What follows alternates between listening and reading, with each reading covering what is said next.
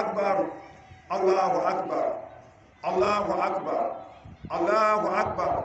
الله أكبر الله أكبر الله أكبر لا إله إلا الله الله أكبر ولله الحمد. فيا أيها الناس إن هذا يوم أضحى تتقربون فيه إلى الله بذبح الأضاحي فاتقوا الله وتقربوا إليه بذبح الأضاحي طيبة نفوسكم فإنها سنة أبيكم إبراهيم خليل الذي أمرتكم باتباع ملته وسنة نبيكم محمد صلى الله عليه وسلم. الله أكبر الله أكبر لا إله إلا الله الله أكبر الله أكبر ولله الحمد. نانم يمسون فو من منادي أسداء كبيرة أما وبعد ينقل كونكورو وين إسلام جدي nyami wo yefua utweda ko yankopon onye basa fo akoro eda nyami ase so ma afida akwa betu yen yeni yere ne yamanom ene yabusia nyami o magana maya sumbiye nyami o ma ahafu maya sumbiye yakodi asumbiye akodi nyami o maya sumbiye ni bi on fa sumbiye ko bia fie obia demo obia mpaso nananom nkamofo yesisi ho ya ankasa ye die yempe kamofo bi mu fi se ena sika kra yiase nti sika kra se pepi ya ankasa ye die ahaye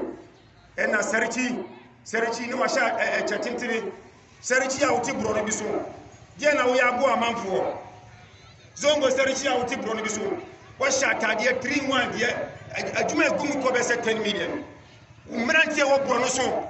ya chi akonfo a mu dini ka ho bi ya chi adibonefo a wo mu dini ka ho bi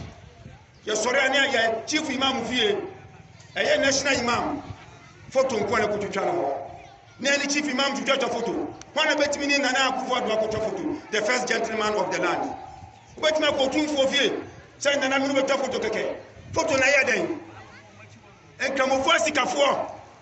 enuti musika no amuwo no sai na muda ko tu chief imam fie sai chief imam won fam paduma eman kamofo mrantie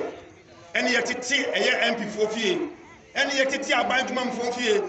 unko pa aduma o okwa unko pa aduma o de okwa ni se obenya ni daily break sika obenya die yemfa ye yie die ho nananom kamofo adentina eba ne saa nti o mekoso akuye o mekoso abubo yentuo IGP osawo original Ghana kramu na ekosoro adna wo motivate a police form kuma na shawase na ngo e ho ban ti se Ghana bia boto akodi akwa ya boto na nse ya na nkora mrantie etimi ba ha so ma ba jimo ba munifo esika e ba ne sen na na nyafufo be ya afini kakra ne mrantie enso ya mo mutu ozongo e wo kuma se die na siye ya fan fichira ba mo musika kakra bi bia yi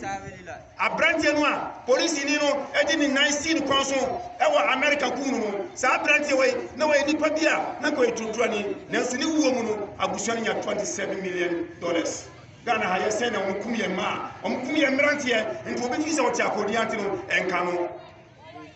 nanu hia ajura nipa mi yese na wo pastors for him opinion leaders imams zongo ahimfo e chan kase ne ntaja kase ne yehye je ne yakafa ho nyansafo hio wo mu he no bia ye din e na Ghana ye security atonsuo mu nananom nyamsomfo ye di furo bi so a na de ba wo so si anya opportunity we ya we na sese ka che Ghana man IGP sorry na motivating kora na wo mochino na mo musika na mo bulletproof no mutimi en sorry nyina no mo Ghana wo man e ban e mayen kramofo mo mayen prie ye die ya kachire ye de yakwa aduane na ye di take away na mayen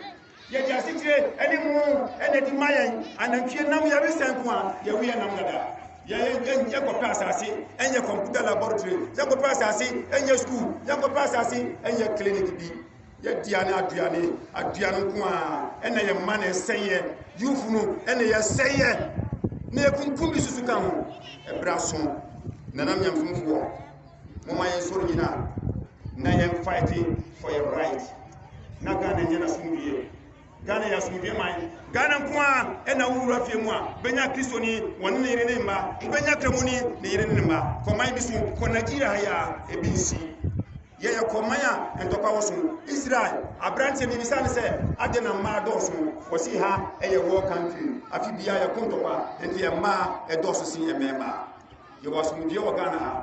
ofuru ka afi akoria kɔɔ so Kumasi so bɛduru Accra unya boda bi unya bandre bi a yɛbɛka kyerɛ sɛ fa wɔn krataa bra Ghana yɛ asomdwe man moma yɛnkɔ so ne mpira asomdwe zongofoɔ mmerante mo mpira asomdwe nkramofoɔ mmerante mo mpira asomdwe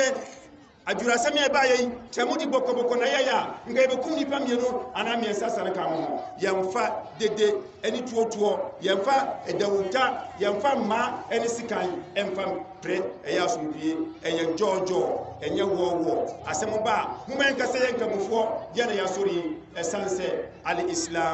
Islam means peace. Islam means submit yourself to the will of Allah. Moma yentiata komisheni anamoso komisheni Makka ya pamono fiwa ya penakunu wa ya dishia au kroma kamu Qur'an silla uqsimu bi hadha albalad Muhammad medi kroma kadinsi wa anta hilu ya Muhammad bi hadha albalad Muhammadu wiye kroma kamu dishia yesu wa jamaka eba nachi eba tena Madina asumdwe ntia adana kramofo bibiba yemfa asumdwe kan na ye mrantie no na gu street na mukumbi na ye prebi ena ko duru adura emma ma 2020 o ma kokoma sani ba kukura se opie akoto abiane na oni tu akwakohia enti ye hayen dawo fonti enye ya sense suro mu ye nanse ya no na ye senipa be sen na soate na nka mo ye soate no adana ye percentage e be kosoro na no nyam sumfo ende idi dai enye ntokwa enye salad dance nye motofro amuka ko twitwa fa manfo so ezongo ahodo ahemfo mu so ari zongo ahemfo enye cheshe ni taja kasehye mu so ne pe yedie efama eye ye nunu kuma ene ye youth no imam fo mu sori na mu kasewa pastors na na otumfo asanti mayura ahemfo no ayi na no mu ahi ana mo edi ana Ghana asumdue eto so mu sese obi ada osuro na mi oma ya sumdue nyame oma ya yokuduro oma ya wiye pa ya dikanfo nyakopon woyu ohun nyina mobo afinie ena ye imam penyini Imam Sheikh Alhaji Abubakar Bosu eye zona chief imam